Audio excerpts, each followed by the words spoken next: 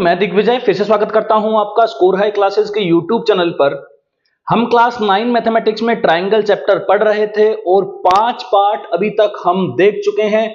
Part number 6 आज आएगा, उसमें हम बात करेंगे बहुत ही इंपॉर्टेंट 3 क्वेश्चंस की जो कि एनसीईआरटी में दिए गए हैं और ये क्वेश्चन आपके हर साल कहीं ना कहीं एग्जाम में, किसी न किसी एग्जाम में, जिसको बोल सकते हैं यूनिट टेस्ट या फिर हाफ ईयरली और ईयरली में भी आपसे ये क्वेश्चन बहुत बार पूछे गए हैं।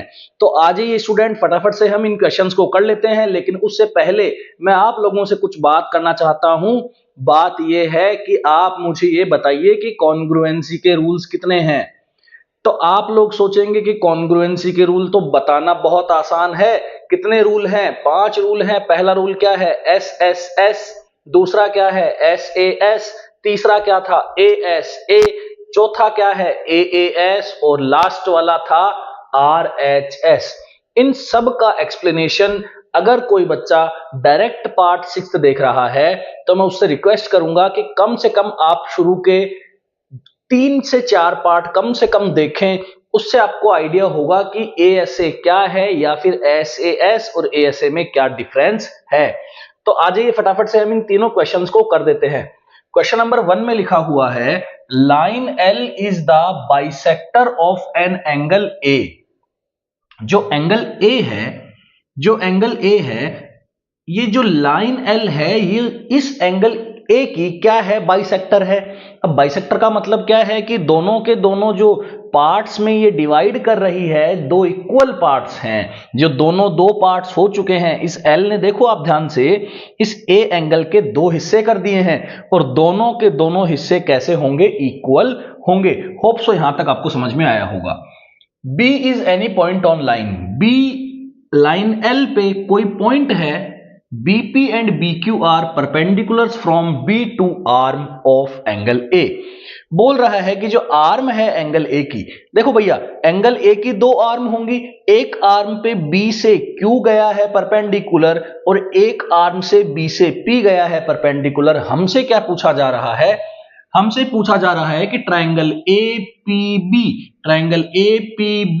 और AQB को क्या कर दीजिए?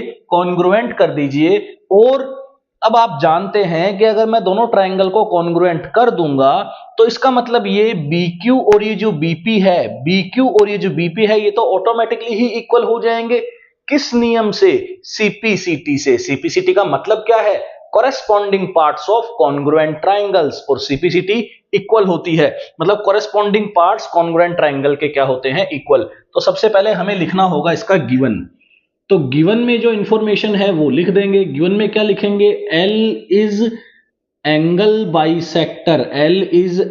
Bisector of angle A। इसके अलावा क्या इंफॉर्मेशन है?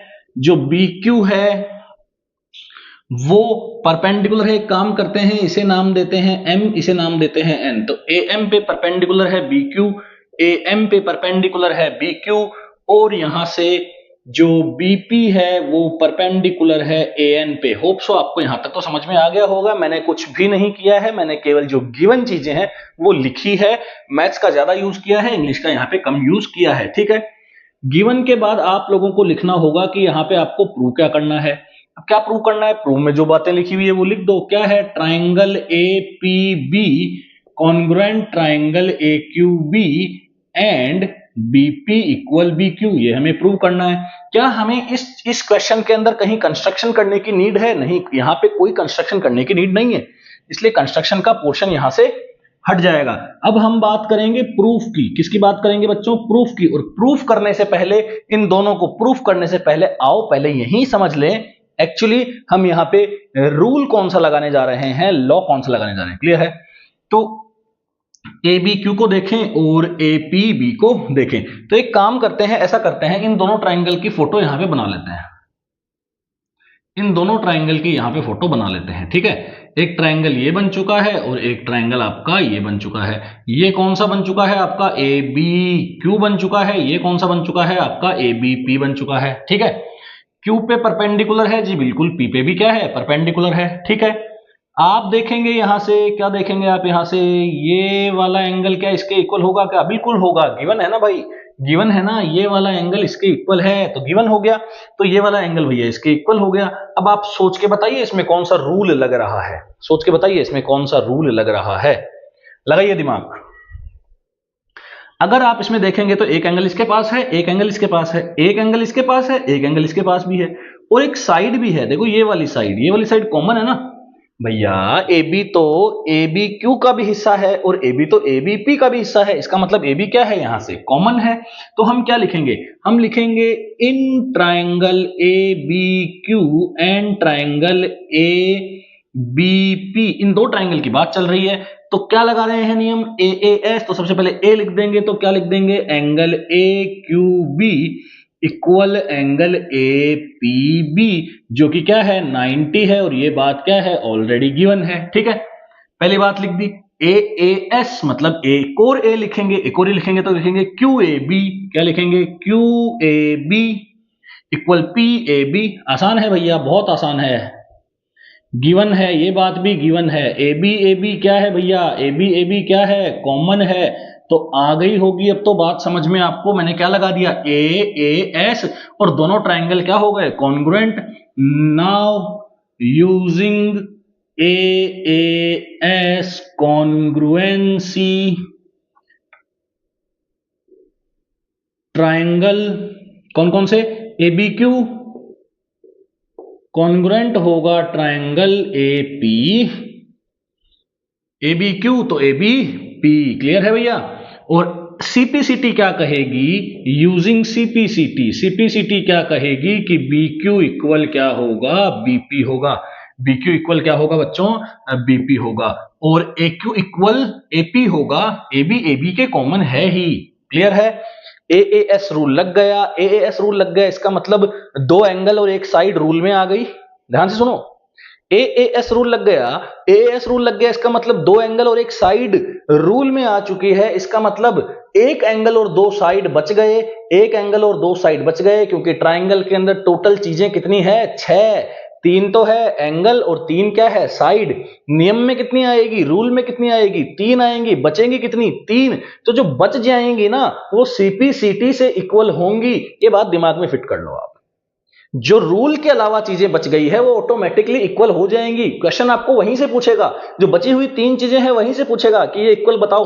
अरे CPCT लग गई उसके बाद इक्वल हो जाएगी, पर CPCT कब लगी, जब आपने कॉन्ग्रुएंसी ढूंढ ली, और कॉन्ग्रुएंसी ढूंढने के लिए आप लोग तो माहिर हो, कर लोगे, कॉन्ग्रुएंसी ढूंढ लोगे, कॉन्ग्रुएंसी ढूंढ ली, कोई कैलकुलेशन नहीं है इस क्वेश्चन के अंदर, इस चैप्टर के अंदर कोई कैलकुलेशन आपको नहीं मिलेगी, आपको बस यही लिखना है, यही आपका सोल्यूशन है।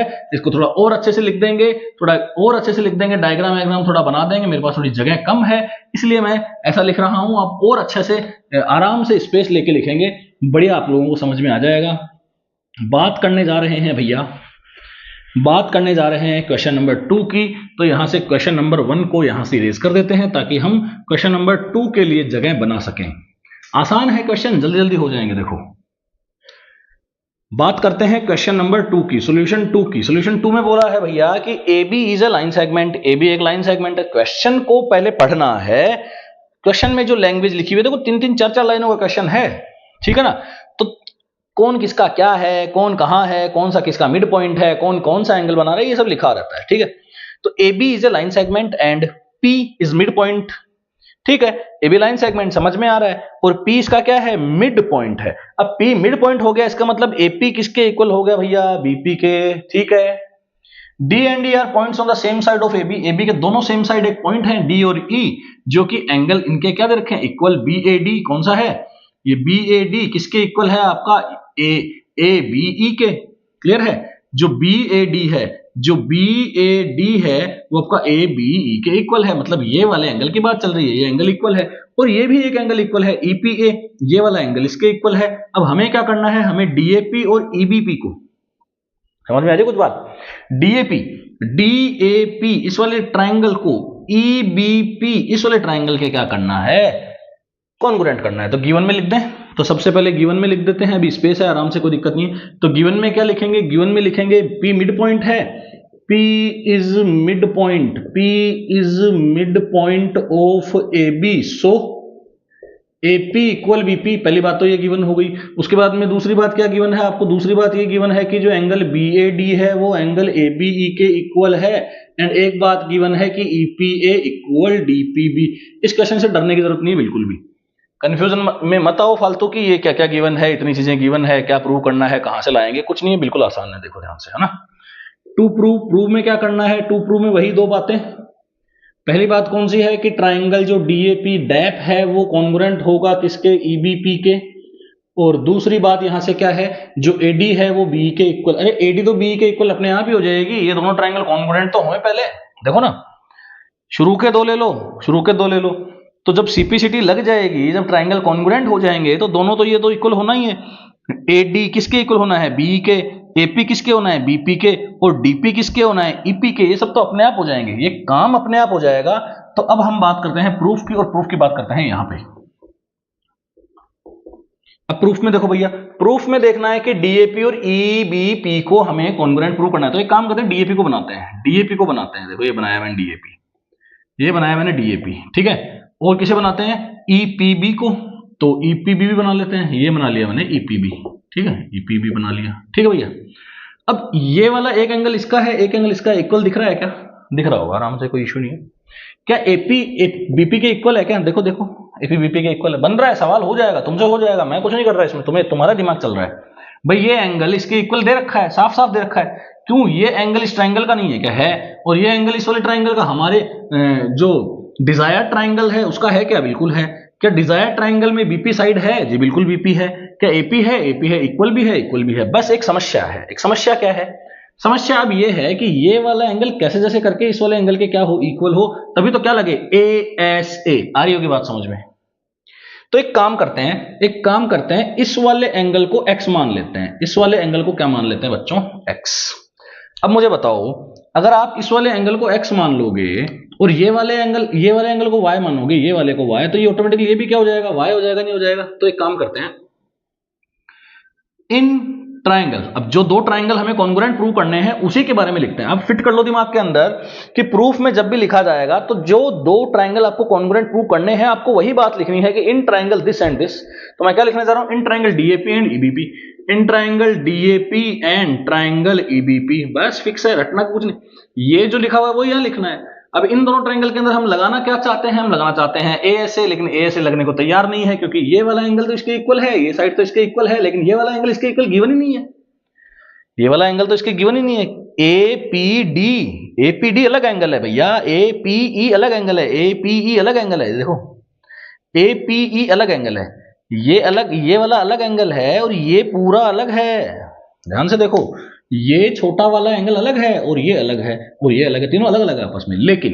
लेकिन आप मुझे बात बताओ कि आपको अगर DPA अगर निकालना है, तो DPA निकालने के लिए आप APE में EPD जोड़ोगे, नहीं जोड़ोगे? बोलो। Y में x जोड़ोगे तभी तो दोनों एंगल आएंगे, तो x प्लस वाई आ जाएगा। अच्छा, यहां से y में x जोड़ोगे तो ये वाला एंगल भी x प्लस वाई बन जाएगा। मतलब की बात यह है कि जो ये BPE है, ये जो BPE है, ये पूरा x प्लस वाई बनेगा, और ये इधर से भी क्या बन जाएगा? x plus y. तो ये एंगल हो जाएगा सोल्व, ठीक है। तो इसमें क्या लगा रहे हैं हम? इसमें लगा रहे हैं ASA। तो सबसे पहले जो A गिवन है वो लिख देते हैं। तो DAP, एंगल DAP इक्वल होगा EBP के, इक्वल होगा EBP के, ठीक है। AP इक्वल BP, तो ये वाली चीज क्या थी भैया? गिवन थी। ये वाली चीज भी क्या थी भैया? गिवन थी। अब हमें देखो, अब हमें एक सीधा लिख देना है कि DPA, एंगल DPA इक्वल होगा एंगल किसके? DPA एंगल किसके होगा? EPB के। किसके होगा? EPB के। और इसका रीजन लिखेंगे हम। अब ये जो कहानी है ASA में सेट हो गई है, लेकिन इसका रीजन लिखना होगा कि ये x प्लस वाई है, तो ये भी x प्लस वाई। ध्यान से देखो, दोबारा देख लो, ये पूरा एंगल बोलो कितना होगा? x plus y, y plus x, एक ही बात है। और ये पूरा एंगल कितना होगा? ये पूरा एंगल कितना होगा? यहां से x प्लस वाई होगा। तो इसमें लिख देंगे, हम इसमें लिख देंगे let angle EPD x and angle APE equal angle BPD equal y। मतलब हमने इस वाले एंगल के लिए y लिखा है APE, और ईपीबी या बीपीडी, इसको भी क्या लिखा है, दोनों इक्वल है ना भैया। देखो बीपीडी और एपीई दोनों इक्वल हैं, वाई तो मैंने वाई लिख दिया, इसको एक्स लिख दिया। तो अब यहां से आप देखिए कि जो डीपीए है इसको क्या लिखा जा सकता है, एक्स प्लस वाई, और इसको भी क्या लिखा जा सकता है, एक्स प्लस वाई। तो नाउ यूजिंग, अब ये लाइन लिख लेंगे आप लोग, now using ASA rule of congruency, both triangles are congruent and using CPCT, AD equal BE। CPCT से ऑटोमेटिकली भाई क्या हो जाएगा, AD equal BE हो जाएगा। आपको ये बात समझ में आई होगी भैया, ये y है, ये मैंने x मान लिया, तो y में x जुड़ा तो x प्लस वाई बना, ये y था ही, मैंने इसे x माना हुआ, तो इधर से भी x प्लस वाई, तो ये वाला एंगल और ये वाला एंगल, ये वाला एंगल और ये वाला एंगल दोनों इक्वल हो गए। क्लियर करें, आ जाते हैं क्वेश्चन नंबर 3 के सॉल्यूशन पे। वीडियो लेंथी भी नहीं होना चाहिए, क्योंकि आप लोगों को 7 से 8 मिनट 5 मिनट के अंदर एक क्वेश्चन समझ में अगर आ जाए तो बहुत अच्छी बात है। थोड़ा सा डिफिकल्ट चैप्टर ये हो जाता है, कई बार बच्चे इसको मान बैठते हैं कि ये थोड़ा टफ है, लेकिन ऐसा कुछ नहीं है। आइए इस क्वेश्चन के माध्यम से आपको समझा देते हैं कि ये चैप्टर बिल्कुल भी टफ नहीं है। क्लियर, समझ में आ रहा है आप लोगों को, बढ़िया, ठीक। तो लिखा हुआ है in right triangle ABC, in right triangle ABC, ABC क्या है, राइट एंगल है, और राइट एंगल किस पे है, सी पे, मतलब ये वाला जो एंगल है राइट एंगल है। ठीक है, समझ में आ रहा है। M is the mid point of hypotenuse AB। अब देखो भैया ACB, अगर मैं यहां से ACB को राइट एंगल ट्राइंगल बनाऊंगा, तो इसको राइट एंगल ट्राइंगल बनाऊंगा तो ये तो हाइपोटेन्यूस बनेगी, और M इसका क्या है, मिड पॉइंट है।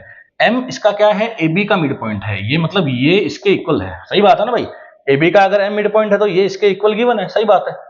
C is join to M, तो C को किससे ज्वाइन किया गया, M से ज्वाइन किया गया। C को किससे ज्वाइन किया गया, M से, तो C को M से ज्वाइन किया गया, C को M से ज्वाइन किया गया, और C को M से ज्वाइन करने के बाद प्रोड्यूस कर दिया गया, आगे बढ़ा दिया गया। समझ में आ रही बात, आगे बढ़ा दिया गया, इसको कहां बढ़ा दिया गया, आगे, और आगे कितना बढ़ाया, जितना CM DM के इक्वल हो जाए।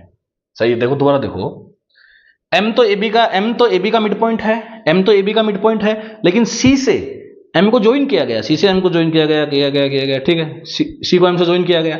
उसके बाद में C M को रुका नहीं, CM को बढ़ाते गए, तो CM बढ़ाया, कहां तक बढ़ाया, जितना CM है उतना ही बढ़ाया। समझ में आ रही है, जितना CM है उतना ही बढ़ाया। ठीक, तो CM के इक्वल के DM हो गया, ये भी बात समझ में आ गई। पॉइंट D को ज्वाइन कर दिया किससे, B से। अब पॉइंट D को किससे ज्वाइन कर दिया, B से।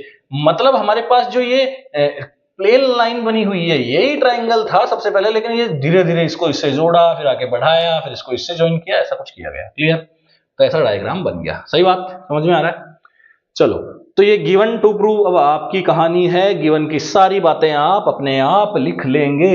अब बहुत सारे पार्ट्स देख चुके हैं और बहुत सारे क्वेश्चन आप कर चुके हैं। मैं गिवन लिख के, टू प्रूव लिख के आपका टाइम वेस्ट बिल्कुल नहीं करना चाहता हूं। सीधी बात करते हैं प्रूफ की, सीधी बात करते हैं प्रूफ की, और जो पहला प्रूफ है उसी की बात करते हैं। तो AMC और BMD तो लिख दो भैया, इन ट्राइंगल AMC, देखा ही नहीं है अभी हमने, लिख दो in triangle AMC and triangle BMD, क्योंकि अपने आप पे विश्वास रखो, कर तो देंगे इसको प्रूफ। ठीक है, देखें भैया AMC को, AMC BMD हो ही रखे हैं, तो अरे ये दोनों वर्टिकली अपोजिट एंगल हो गए, तो ये हिस्सा इसके इक्वल, ये हिस्सा इसके इक्वल, और ये एंगल इक्वल हो गए। देखो डायग्राम बनाऊं, डायग्राम बनाता हूं, देखो मैं AMC का और BMD का डायग्राम बनाता हूं, ध्यान से देखो भैया, है ना। ये आपका हो गया AMC, ये हो गया आपका BMD। तो भैया ये इसके इक्वल है ना, और ये इसके इक्वल है, तो एक ट्राइंगल की एक साइड दूसरे ट्राइंगल की दूसरी साइड के इक्वल है, एक साइड दूसरे साइड के इक्वल है, और बीच का एंगल भी आ रहा है, तो कौन सा रूल लग गया, देखो भैया SAS लग गया, नहीं लग गया, ध्यान से देखो। SS क्या बोलता है, SS बोलता है कि एक ट्राइंगल की दो साइड और बीच का फंसा एंगल, क्या बोलता है SS बोलता है कि एक ट्राइंगल के दो साइड और उसका बीच का फंसा हुआ एंगल दूसरे ट्राइंगल की दो साइड और उसके बीच में फंसे हुए एंगल के क्या होगा, अगर इक्वल होगा तो यहां से जो ट्राइंगल है वो आपस में क्या हो जाएंगे, कॉन्ग्रुएंट हो जाएंगे, आपस में दोनों ट्राइंगल क्या हो जाएंगे, कॉन्ग्रुएंट। तो भैया लिख लोगे, सीधी सी बात है, क्या लिखोगे, SAS लगा रहे हो तो SS लगा रहे हो तो क्या लिखोगे, AMC में लिख रहे हो, AMC में क्या लिखोगे, AMC में लिखोगे AM, तो यहां से लिखोगे AM इक्वल क्या लिखोगे भैया, BM लिखोगे क्या, बिल्कुल लिखोगे। AM इक्वल क्या लिखोगे, BM, कैसे लिखोगे, गिवन, सब गिवन ही है। ठीक है, अब वर्टिकली अपोजिट एंगल लिखोगे तो AMC, एंगल AMC BMD के इक्वल है, BMD के इक्वल है। ये क्या है? Vertically opposite angle. और उसके बाद में क्या लिखोगे? जो CM है वो DM के इक्वल है, जो CM है वो DM के इक्वल है। अब कर लोगे? अब यहां से पहला प्रूफ हो गया, सही बात। लेकिन इसके बात को समझो कि अगर हमने ये प्रूव यहां से कर लिया, अगर हमने ये प्रूव इसको कर लिया, लिख लिया, अच्छे से लिख लोगे आप लोग, मैं समझ गया, लेकिन इसकी सिंप्लिसिटी क्या कहती है ये भी समझो। इसकी सिंप्लिसिटी क्या कहती है? इसकी सिंप्लिसिटी ये कहेगी कि ये दोनों ट्रायंगल अगर कॉन्ग्रुएंट हो गए तो इनके नाम के हिसाब से इनके एंगल भी इक्वल होंगे। तो एंगल A एंगल B के इक्वल होगा, तो ये वाला एंगल इस एंगल B के इक्वल होगा। समझ में आ रहा होगा इतना तो भाई, ये वाला एंगल इसके इक्वल होगा, और M एंगल M के इक्वल है, ये ऑलरेडी हमें पता है। लेकिन D एंगल है वो C के इक्वल होगा। जो D एंगल है वो किसके इक्वल होगा भैया? C के इक्वल होगा। जो D एंगल है वो C के इक्वल होगा। समझ में आ रहा है? ये वाला एंगल इसके इक्वल होगा। अब आप मुझे बताओ कि ये वाला एंगल अगर इसके इक्वल होगा तो ये तो ऑल्टरनेट एंगल हो गए। ध्यान से देखो, अगर भैया ये वाला एंगल इसके इक्वल हो गया मतलब ये तो ऑल्टरनेट एंगल हो गए। ऑल्टरनेट एंगल हो गए मतलब ये लाइन इसके पैरेलल है। अब ये लाइन इसके पैरेलल है तो यहां से अगर 90 पे उठ रही है तो यहां से भी 90 पे उठेगी। बोलो, अरे समझो बात को कि जब ये दोनों लाइनें पैरेलल हैं, दोनों लाइनें वाकई में ये पैरेलल घोषित हो चुकी हैं, तो ये लाइन अगर यहां से 90 डिग्री बनाती है तो यहां से भी क्या बनाएगी? 90। तो दूसरा पॉइंट भी क्लियर हो गया कि डीबीसी को राइट एंगल ट्रायंगल प्रूव करो, तो डीबीसी को राइट एंगल ट्रायंगल प्रूव कर दिया, नहीं कर दिया? ध्यान से देखो, ये दोनों के दोनों लाइनें अगर क्या है? पैरेलल है, तो ये एंगल, ये लाइन अगर इससे 90 डिग्री का एंगल बनाती है तो ये लाइन भी तो इसी से 90 डिग्री का ही एंगल बनाएगी, क्योंकि आपस में तो पैरेलल है। तो सही, डीबीसी को एसीबी का करना है। अब क्या करना है? डीबीसी को एसीबी का करना है। तो डीबीसी कहां है? ढूंढो डीबीसी को। डीबीसी ये लो डीबीसी, ये डीबीसी राइट एंगल ट्रायंगल। समझ गए होगे अब तो। एसीबी के करना है, एसीबी को बना लो। एसीबी को बना लिया, ये एसीबी को बना लिया, एसीबी, ये भी राइट एंगल ट्रायंगल, बहुत बढ़िया। ये भी राइट एंगल ट्रायंगल, ये भी राइट एंगल ट्रायंगल। अब क्या किया जाए? अच्छा, इसके सिंप्लिसिटी और क्या बोलेगी? इसकी सिंप्लिसिटी बोलेगी कि ये वाली साइड है ना भाई साहब, ये वाली साइड इसके इक्वल है, तो ये वाली साइड इसके इक्वल इसकी सिंप्लिसिटी से आई कि नहीं आई? बोलो। और ये कॉमन होगी कि नहीं होगी? बोलो। लगेगा SAS, दोबारा लग जाएगा SAS। कितना आसान क्वेश्चन है, ध्यान से देखो भैया, बहुत आसान, बहुत ही आसान। ये दोनों ट्रायंगल, मतलब इसकी सिंप्लिसिटी बहुत कुछ कहती है। इसकी सिंप्लिसिटी बहुत कुछ यूं कहती है कि आप लोगों को ये दिमाग में फिट कर लेना है कि नियम में कितनी चीजें हैं 3 और सिंप्लिसिटी में कितनी काम आएगी 3।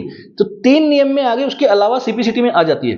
3 नियम में क्या है? 3 नियम में SAS, ध्यान से सुनो, 3 नियम में कितनी है? SAS मतलब एक साइड, एक एंगल और एक साइड। अब कितनी साइड बची भाई? एक साइड तो बची, एक साइड बची और 2 क्या बचे? एंगल। तो 2 एंगल मैंने कर दिए ना, ये वाला इसके कर दिया, ये वाला इसके कर दिया। एक साइड कौन सी बची भाई? ये बची। अरे ये तो इसके इक्वल ही थी, ये तो इसके इक्वल ही थी, अगले ने दी है, तो ये इसके इक्वल हुई कि नहीं हुई? तो ये यूज कर लिया यहां। ऐसा कैसा यूज कर लिया? आई होप ये कनेक्ट कर पा रहे होगे। ये सिंप्लिसिटी से गिवन, ये सिंप्लिसिटी से प्रूफ हो गया, तो ये एज इट इज यहां लिया है। तो ये देखो दोनों ट्रायंगल आपस में क्या हो गए? SAS से क्या हो गए भैया? कॉन्ग्रुएंट हो गए। और इसकी सिंप्लिसिटी ने क्या कहा? तुम चक्कर आ रहे हो तुम लोगों को, किसकी सिंप्लिसिटी ने क्या कहा? अरे दोनों की सिंप्लिसिटी ने क्या कहा? दोनों की सिंप्लिसिटी ने ये कहा कि ये वाली साइड इसके इक्वल होगी। नहीं होगी क्या? ध्यान से देखो ना, ये वाली साइड इसके इक्वल होगी। अगर ये वाली साइड इसके इक्वल है, अगर ये वाली साइड इसके इक्वल है, तो CM को हमें हाफ AB के इक्वल करना है भैया। जो CM है ना, CM को हाफ AB के करना है, मतलब CM को AB का आधा बताना है। अरे भाई CM CD का आधा है ना? अरे CM CD का तो आधा है, तो CD तो खुद AB के इक्वल है, CD तो खुद AB के इक्वल है। अब बच्चों CM अगर AB का आधा है और AB को तुम कह रहे हो कि CD है, तो CM CD का भी आधा होगा नहीं होगा? बोलो, सही है। CM CD का आधा है, तो CD तो AB के इक्वल है, तो CM AB का भी आधा होगा। ये भी हो गया। होप सो आप लोगों को ये एंजॉइंग थोड़ा लगा होगा, थोड़ा बोरिंग हो सकता है, नहीं समझ में आया होगा, कोई बात नहीं, फिर से एक बार और अच्छे क्वेश्चंस लेकर के आएंगे ताकि आपका दिमाग खुलेगा। देखो, मैं आप लोगों से रिक्वेस्ट करता हूं बच्चों, अगर आप लोग पढ़ाई छोड़ देंगे, अगर आप लोग ये मान के छोड़ देंगे कि मुझे नहीं होगा या मैं नहीं कर पाऊंगा या मुझसे नहीं होगा, मैं तो एक क्वेश्चन करने बैठता हूं, कुछ समझ में आता नहीं है, ऐसा नहीं है। आप लोगों को कंटिन्यू मेरे वीडियोस देखने हैं, मैं आप लोगों को समझाऊंगा, ये मेरी गारंटी है। Thank you so much, keep watching.